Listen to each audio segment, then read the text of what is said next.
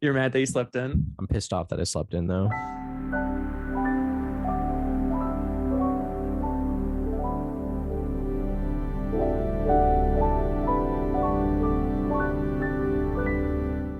What have you been watching? What's been on the agenda for Andrew? All right. Well, first, before we talk about that, we have to talk about something else. Did you see the Sight and Sound poll? I don't think so. Tell me more. What? I don't think so. Explain it to me. Maybe I Do you know do. what this is? Oh my God. See, this is why you need me. I got my hand on the pulse of the movie community. The movie, it's the Sight and Sound poll is the poll that's conducted every 10 years by Sight and Sound, which is a British film magazine, I believe. And so they did it again this year. And I think it's just 100 greatest films of all time. They polled 1,639 critics, programs, curators, archivists, and academics, and they submit a top 10 ballot of movies they think deserve to be on the list. Like in all of cinematic history? Yeah, just every movie. They also did a director's one as well. But the big one, of course, is the one with all of the, like I said, critics, programmers, curators, all those people. So for a while, it was Citizen Kane was number one. And last year, for the first time ever, Vertigo overtook Citizen Kane Oh, for shit. number one. So it was like Vertigo, Citizen Kane. Can you guess what number one is? It is actually not Vertigo or Citizen Kane. It's not Vertigo or Citizen Kane. No. Is it? No, but I will say the movie is directed by a French person. No, sorry. Well, I kind of gave it away a little bit. Actually, this person's not French, but I was going to say they are. It's a woman. It's a woman director. Oh, is it an Agnes Varda film? No, No. I don't even know if she's on the list. And we'll talk about it. You need to look. She's not at even the on list. the list. I bet she's not. Oh no, you know what? No, I'm wrong. She's got to be on the list. Number 14, Cleo from Pride of Seven. Yeah. Yeah, she's on the list. So it's a French woman. Not French. Sorry. Not French. No. But it's a woman. It's a woman. And it is a movie that you've seen. But it's actually a movie that I haven't seen. Give me a minute. I want to think about this. I don't think you'll be able to guess it, but I'm giving you the chance to guess it. Give me like a Jeopardy amount of time to come up with an answer. All right. She is a Belgian woman. I'll give you that.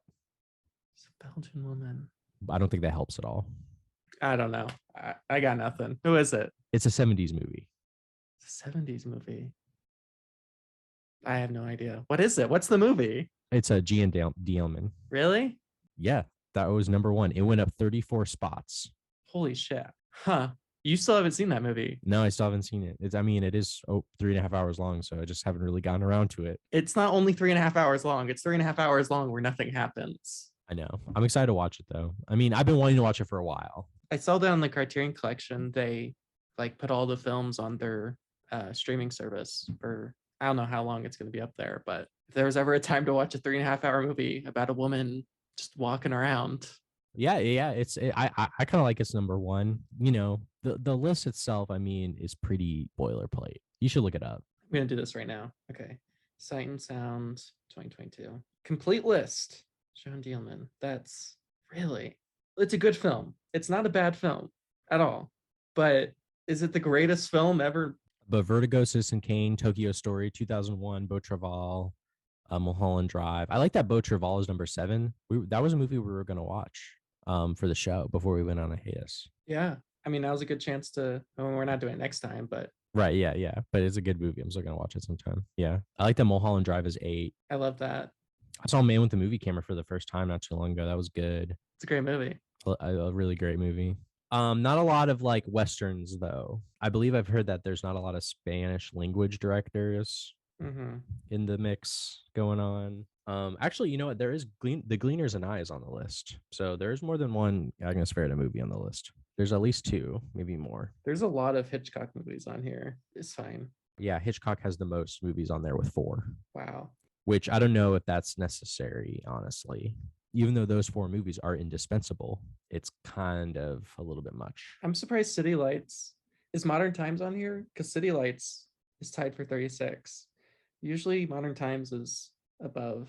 I don't even see Modern Times on here. Modern Times is on there. It's like 81 on the Letterboxd list I'm looking at. Yeah, City Lights is 36. So it's up above Modern Times. I mean, there's some great. I've seen most of these. Kind of wish Stalker was higher, but I'm glad it made the list. According to Letterboxd, I've seen 52% of these movies. Nice. I think it. Here, maybe I should go Letterboxd. Should I just look up Sight and Sound? Yeah, a British Film Institute. Look up the British Film Institute account, and they have a list on there. A lot of Bergman movies got kicked off the list, That's bullshit. but I mean, there's still some on there. Like Persona is the highest one on there. I've seen 65% of these movies. Wow, you've seen a lot of them. Wow. I've seen a good deal. I've watched so many movies, but there's like a considerable amount of the canon that I haven't watched, or whatever you can call it, that canon, whatever the fuck. Some good stuff. Close Up. We just talked about that 3 days ago. We're gonna show it at the theater soon. That'll be fun. Has some Great movie, Bergman. lovely movie. I wish Playtime was higher, but Playtime's my favorite. So The Night of the Hunter, my Jimmy actually just bought me that movie for my birthday. So I have it on Blu-ray. No, I have the Criterion. it? Never seen it, but I have the Criterion. Ooh, Is it good? so good. Okay. I love that movie, dude. I was gonna actually play it at the theater once everything's set up. So Oh my god, that movie's so good. It looks so good. Portrait of a Lady on Fire, number 30. That seems a little high. There are like 4 movies that came out in the 2010s that I think are on the list. Wow. Parasite, Portrait of a Lady on Fire, Get Out, and Moonlight. Get Out. All these movies I like, but I'm good. Yeah. I'm surprised Get Out made top 100. Really? I mean, Get Out's It was like number 100. so it like just made the list. Okay. Ollie Fear Eats the Soul. I rewatched that movie recently. Have you ever seen that movie? No, You should watch it. It's really good. no, I should. It's like a really quiet, sad, kind of depressing film. You got to be in the I mood like for it. Fassbender. I've seen Petra von Kant, and Okay. that's a good movie. Yeah. Godfather is on the list, but Godfather 2 got kicked out. It's on the list. Godfather isn't on the list. Oh no, it is. Well, It's been Godfather moved. is, but Godfather 2 isn't on the list, Wow. which is kind of weird. That movie was like in the 30 ranges. Yeah. Like in the list from 2012, but then it's just off. Wow. Third Man. We watched actually a couple of these for the podcast. We watched quite a few of these. Yeah. The General, Is My Neighbor Totoro the only animated film on here? Spirited Away is on there. But that's also Studio Ghibli. Totoro's higher than Spirited Away though, which I like.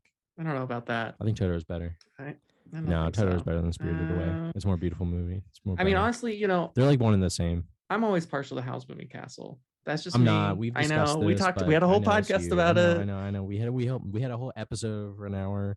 I get you. I feel you. Wow. So there's 2 David Lynch movies on here. That's great. Good for him.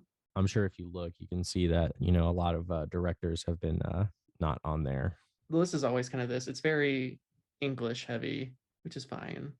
But Once Upon a Time in the West, really? Over Good, Bad, and the Ugly? I haven't seen Once Upon a Time, but I will soon. I don't think it's as good as The Good, Bad, and the Ugly. It's Sergio Leone, so it's still great. But Well, besides that movie and The Searchers, I think those are the only 2 westerns on the list, as far as I can tell. I think you're right. Yeah, what do you think, Austin? Good lists, bad lists? I mean, these kind of things, they are, as you said, very kind of standard, what's supposed to be kind of run of the mill. So there's nothing really on this list that surprises me other than maybe like Get Out. The fact that Jean Dielman is at number 1 does surprise me. I think it's cool. I mean, I think it's, good for them. It's not, I would have never guessed that would have gone to number 1 because personally, Yeah, I think it would have been hard. I don't love it. I think it's a good film, but the thing about the film is it's purposely difficult to watch. Like it's supposed to be that way. So like it's not an enjoyable experience. It's not supposed to be though. So I guess that's fine. Look, it wouldn't be number 1 on my list, but that's fine. I think it's more interesting than Citizen Kane or Vertigo being number 1. No, I agree. I think the fact that Citizen Kane's gone down is great. I think, as we said, there's way too much English stuff on here. There's really No Malick. no Terrence Malick. No high and low. That should be on the list. They have Kurosawa on here though, don't they? They have They have like, I think the highest one I see is like Seven Samurai, and Rashomon's on there as well. So there is, but honestly, like High and Low, I think is about as good as Seven Samurai, if not better than Rashomon. I think High and Low might be his best film. It was my favorite. Yeah, I love High and Low. Blade Runner's on there, which that's a really good movie. But honestly, if we're gonna go Ridley Scott, I would rather go Alien than Blade Runner. Honestly, yeah, I mean that's debatable. I don't think Alien is on here. I think No. you're right. I think you might be right there. I think maybe Alien should go in that place. I think that makes more sense to me as well. I don't know. For some reason, Blade Runner is more ubiquitous recently. because they had the second one, maybe is why. Just all the cyberpunk shit, yeah, in the second movie and all that stuff. Goodfellas is on there, but I think I'd prefer Casino on there in its place. But that's just me. Like, obviously, Goodfellas is going to be on the list. Very celebrated movie, but I prefer Casino. I understand why this is on the list, but if I'm gonna take a Scorsese movie, I would much rather have a King of Comedy or After Hours. Wolf of Wall Street is on the list. It is on the list. It isn't. Yeah, that's fine. I mean, I don't know. I think I would rather have Wolf of Wall Street on there over like Get Out or Yeah. even like Moonlight, maybe. I don't know. If there's a movie I want to rewatch right now, it's gonna be Wolf of Wall Street, not Moonlight. But I like Moonlight. It's a good I actually movie. did I tell you I rewatched that movie recently? What movie? Wolf of Wall Street. I think I probably saw like a Letterboxd review. I went through this phase where I was rewatching a bunch of movies because I was trying to find something to do while I worked. And so I was just going by like the order in which I had seen it. So I went through quite a few. You know, I rewatched Memento, I rewatched Goodfellas, I rewatched Wolf of Wall Street, and Good movies, all good movies. yeah, I hadn't seen Wolf of Wall Street since it originally came out. So I think you didn't like any of these movies, which movies the ones you just listed. that I rewatched? Yeah. Well, you were. I think I remember from your reviews, you were just like, yeah, I don't know. My opinion on Memento went down quite a bit because even though like originally, you know, I kind of love like the storytelling of it, I found on the rewatch that there's kind of like a lack of empathy in the film. Like it's just a little too cynic for me. Goodfellas still good, but when it came to Wolf of Wall Street, I did enjoy it, but I did think it was a little too, which I get it's right supposed to be kind of over the top and that whole thing, but honestly I don't think it needed to be as long as it was. I do love the story of kind of Jordan Belfort, is that his name? Yeah, Jordan Belfort. Yeah. Yeah, I think Martin Scorsese does a good job of kind of telling the story of this tragic character, which I think is often overlooked when we kind of talk about Wolf of Wall Street. Like, you know, we kind of always talk about kind of just like the crazy shenanigans he gets into. That's the dumb guy view of that movie, obviously. Yeah. Like Right. to be like, yo, this movie's epic. It's my favorite movie of all time. And it's like, but it's like they're really honestly for me, the parts that stick out are the sad moments, like that scene where I think he's like trying to drive or something like that, right? And he gets into an accident with his family. That seems sad. It's pathetic. One of my favorite scenes in the movie is that very last scene, which I had forgotten about until I rewatched it, which is where he's selling. Because I always thought the last scene was when he's there playing tennis at the jail. I'm like, oh, like he just fucking gets away with it, and like that's how everything ends. But that's not the last scene. The last scene is the scene after that, in which he's selling a pen in like this The pen, auditorium. I remember that too. It's a super Yeah. depressing scene. Like it's fucking awful because it's this guy who, you know, had everything, and despite all of that, like he's kind of back here at the beginning, but his life is just super like despite having all this money and all this shit, it's this really poignant moment.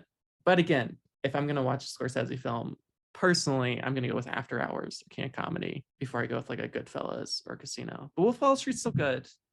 I mean, it's Well, you haven't definitely. seen Casino. I haven't seen Casino. I didn't say Casino. I said Goodfellas. I still haven't seen Casino. You should watch Casino. I should watch Casino. I know you love it. I'm a big fan. I'll watch it. I mean, you know, Scorsese's always great. What's Scorsese up to? Has he got anything new going on? I think he's working on that adaptation of that one book. Yes. Something Flower Moon something? Yeah, Killers of the Flower. Killers of the Flower Moon. Right? Is that what it's called? Yep, Killers of the Flower Moon. You're right. I listened to the audiobook of that. It's a nonfiction book. Is it good? I recommend the book. It's a really good book. It's a good piece of reporting. Who's it written by? You know, a journalist, reporter, nonfiction guy. It's not a fiction book. It just tells a story about how, I forget which state it is, but it's some state like in the Southwest, Oklahoma, where like it's basically, it tells a story of how like there's like an Indian reservation, and then it turns out I think there's oil under it. And so all these Indians start mysteriously dying.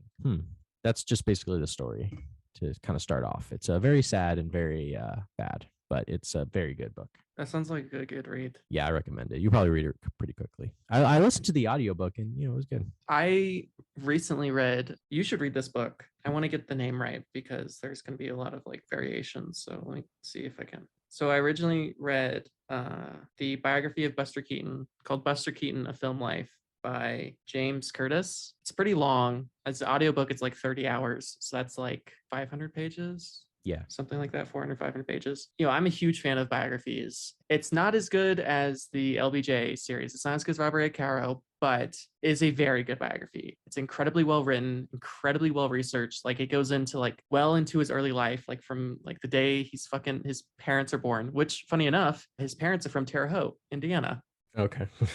Yeah. But of course, by the time Buster Keaton was born, they were traveling like Vaudeville kind of. vaudeville. Yeah. They did like vaudeville stuff. Right. It's just a truly incredible story of triumph. And then also, it gets really fucking sad once you get past like the first third of the book. Right. Yeah. Because by the time he's 30, like the rest of his life is kind of depressing. Yeah, it's kind of over. Part of it is his fault because he does become like a drunk for a while and has like some issues with alcohol and he sleeps around a bit. He's a bit of a ladies' man, but it's very clearly a large part the fault of because what differentiates Buster Keaton from the other silent era filmmakers like Charlie Chaplin and Harold Lloyd is Harold Lloyd and Charlie Chaplin both owned their own production companies. They started their own production companies, and so they had complete control. But Buster Keaton never did that. So he was always under a production company. And even though originally the General and the Navigator and like his big famous early shorts and features were all under a company called the Buster Keaton Production Company, he actually didn't own any part of that production company. So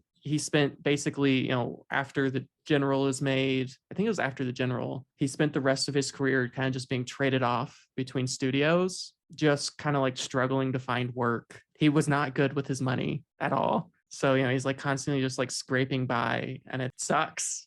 Yeah. Because you have one of the greatest filmmakers of all time, right? The General's on the top 100 list. And by the time he's 30 years old, he almost never makes another film because no one really gives him the option. But it's a great read. Everyone listening should definitely give it a read. There's like a book that came out earlier this year that I heard was good called Cameraman, Buster Keaton, The Dawn of Cinema and the Invention of the 20th Century. That might be another good one. Yeah, I remember this book coming out and it is on my list.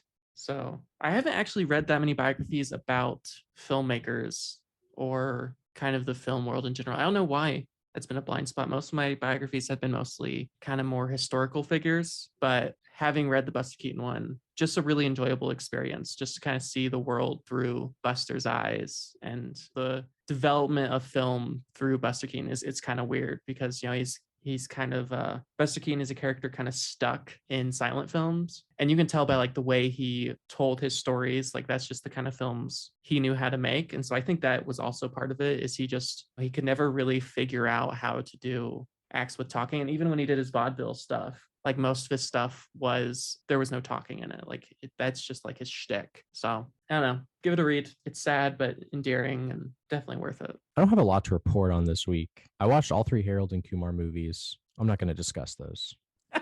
They were okay. Okay. The first 2 all right, and then the third one's bad. But anyway, I did watch 2 different Adam Curtis series. I watched Can't Get You Out of My Head and Trauma Zone. I like Adam Curtis. He's like a British documentarian and filmmaker. His style is very specific.